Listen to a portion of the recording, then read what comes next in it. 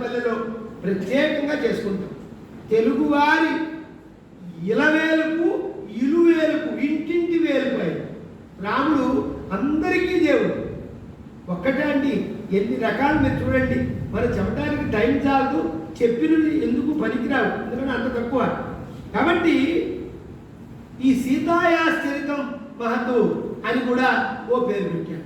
కేవలం మరి సీతమ్మ చరిత్రే ఉంటుందా ఇందులో అని అంటే కాదు. అసలు రామాయణాన్ని మొట్టమొదట ఏమన్నారు? గాయత్రీ మంత్రాన్ని ప్రతిపాదించినటువంటి వాడు విశ్వామిత్రుడు ఉన్నాడు కదా, ఆయన యొక్క పరబ్రహ్మతత్వాన్ని తెలియజేసేది కాబట్టి రామాయణం చరితం రఘునాథస్య రామకథ బ్రహ్మగారే ఈ పేరు పెట్టాడు. నాయన నువ్వు అక్కడికి వెళ్ళావు, సరస్సు కొట్టున ఓ 2 పక్షులు చూశావు, బోయవాడు బాణం వేశాడు, ఆ బాణానికి మగపక్షి నేల కూలిపోయింది, ఆ మగపక్షి చుట్టూ ఆడపక్షు తిరుగుతూ బోర్లు విలపిస్తూ ఉంది. ఆ దృశ్యం నువ్వు చూడగానే దాన్ని ఘటన అంటారు, ఇన్సిడెంట్. యాక్సిడెంటల్గా చూస్తాను చూడండి. ఒక్కోసారి ఆయన నోట్లో నుండి అప్రయత్నంగా ఒక తిట్టు వచ్చేసింది. మా నిషాద ప్రతిష్టాత్మగమ శాశ్వతీ సమా యత్క్రౌంచ మిథునా ఏకమవధి కామమోహితం. ఓరి పోయివాడా, ప్రేమతో చక్కగా కిలకిలారావాలతో ఉన్న 2 పక్షుల జంటలో నుండి ఒక మగపక్షిని నేల కూల్చిన నువ్వు ఎక్కువ కాలం నువ్వు కీర్తిని పొందకుండా ఉండదువు గాక అనే అర్థం వచ్చేటట్టుగా ఆయన శాపం పెట్టాడు. కాబట్టి మా నిషాద ప్రతిష్టాంతం అగమ శాశ్వతీ సమా యత్క్రౌంచ మిథునాదేకం అంటే రావణ మండోదరి భార్యాభర్తలు. అందులో రావణాసురుడు అనేటువంటి మగపక్షి, దాన్ని చంపాను, దానికి కారణంగా నువ్వు చాలా కాలం కీర్తిని పొందకుండుదువుగాక అనే అర్థంగా కొంతమంది చెప్పారు. అసలు నిజంగా చెప్పాలంటే ఆ బోయవాడిగా వచ్చిన వాడు ఎవరు? బోయవాడిగా వచ్చిన వాడు సాక్షాత్ రాముడే. ఎందుకంటే నా కథ రాస్తానని సిద్ధపడుతున్నాడు.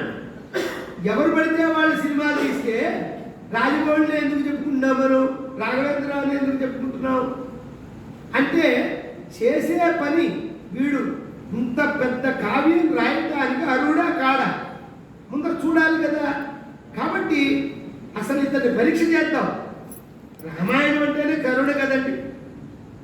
పయో దాశరథి కరుణ పయోనిధి, కరుణకు సముద్రం. కరుణ లేకపోతే ఎట్లా? ఆ కరుణ అసలు వాల్మీకిలో ఉందా లేదా? రామ్ గోపాల్ వర్మలాగా ఉంటే కుదరదు కదా. అందుకని ఏం చేయాలి అని ఓ పరీక్ష పెట్టాడు. ఆ పరీక్షలో రాముడినే శాపం పెట్టాడండి. ఆయన రాముడికే పెట్టాడు. నువ్వు ఎవరి సినిమా తీద్దాం అనుకున్నావు, ఆ హీరోనే నువ్వు చంపేస్తే ఆ హీరో ఎందుకు యాక్ట్ చేస్తాడు? దీనికి పరిష్కారం ఏంటి?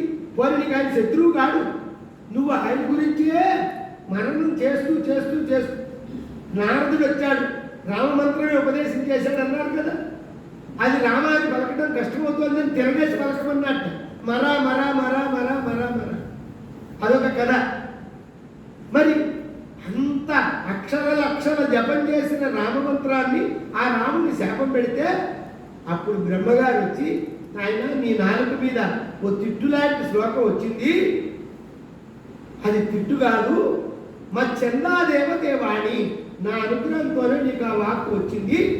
నువ్వు ఈ శ్లోకంలో ఏ ఛందస్సుతో అయితే ఉన్నదో, అక్షరబద్ధంగా ఉన్నదో, తంత్రి లయ సమన్వితంగా ఉన్నదో, పాదబద్ధంగా ఉన్నదో, ఇదే విధంగా రామాయణాన్ని రాయి.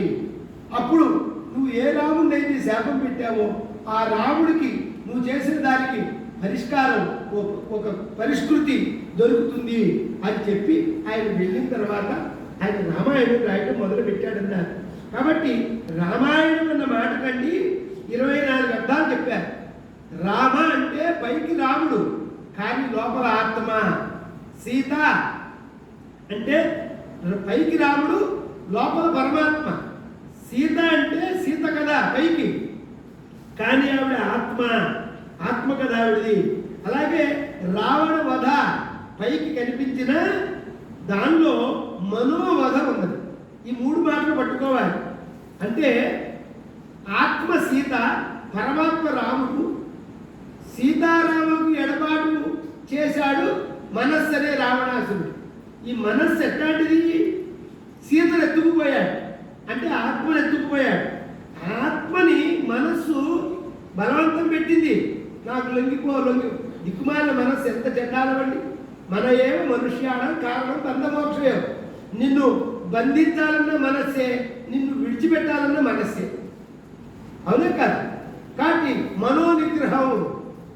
బయట ఇంద్రియాలు 5 ఉన్నాయి, పనిచేసే ఇంద్రియాలు 5 ఉన్నాయి, జ్ఞాన కర్మ, వీటన్నిటికీ మెయిన్ స్విచ్ మనస్సు. ఆ మనస్సు అనే మెయిన్ ఆపేసామనుకోండి, నీకు 10 స్విచ్లు ఉన్నాయి, ఇంట్లో కరెంట్ రాదు. కాబట్టి మనస్సుని నువ్వు నిగ్రహం చేసుకోవాలి. కాబట్టి ఇక్కడ చూడండి, ఆ నిజస్వరూపాన్ని మనస్సు యొక్క నిజస్వరూపాన్ని ఆత్మ గ్రహించింది. అప్పుడు గురువైన హనుమంతుడు ఈ మనస్సుకి బుద్ధి చెప్పి, ఒరే సన్నాసి అట్లా కాదురా, నువ్వు ఇలా నడవాలి అని ఈ ఆత్మను పరమాత్మతో చేర్చడమే రామాయణం. ఇంత ఇంటర్నల్ మీనింగ్ అందులో ఉందండి. ఇవన్నీ మనం తెలుసుకోవాలి. ఎందుకంటున్నాడంటే తపస్వాధ్యాయ నిరతం తపస్వి వాగ్విదాంవరం నారదం పరిపప్రత్య వాల్మీకి పుంగవం. తపనకరణంతో ప్రారంభం చేశారు. గాయత్రి మంత్రం తకారంతోనే మొదలవుతుంది. తత్సవితుర్వరేణ్యం. కానీ మళ్ళీ తాతోనే క్లోజ్ అవుతుంది.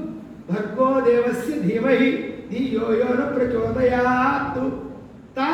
తకారం తత్. తత్ అంటే తత్వమసి, అది నువ్వే అవుతున్నావు. అహం బ్రహ్మాస్మి రసోవై సహ. ఇవన్నీ వేదాంత వాక్యాలు, మహావాక్యాలు. అవునా కాదా? కాబట్టి ఈ తత్వాన్ని మనం తెలుసుకోవాలి. కాబట్టి గాయత్రి మంత్రం ఎంత శక్తి కలిగిందో, గాయత్రి మంత్రాన్ని మనం అందరం ఉచ్చరించడానికి మనకు ఉపదేశం ఉండదు కాబట్టి, అర్హులం కాదు కాబట్టి, వేదాన్ని మనం పూర్తిగా వేదంగా చదవడానికి మనం అర్హులం కాదు కాబట్టి, అంత మాత్రంతో అందులో ఉన్న విషయం తెలుసుకోకుండా పోవడానికి మనమేం పాపం చేశాం? అందుకే ఋషులు కావ్యాలు, పురాణాలు, ఇతిహాసాలు పెట్టి ఇతిహాస, దీని పేరు ఇతిహాసం. ఇది ఇలా జరిగింది,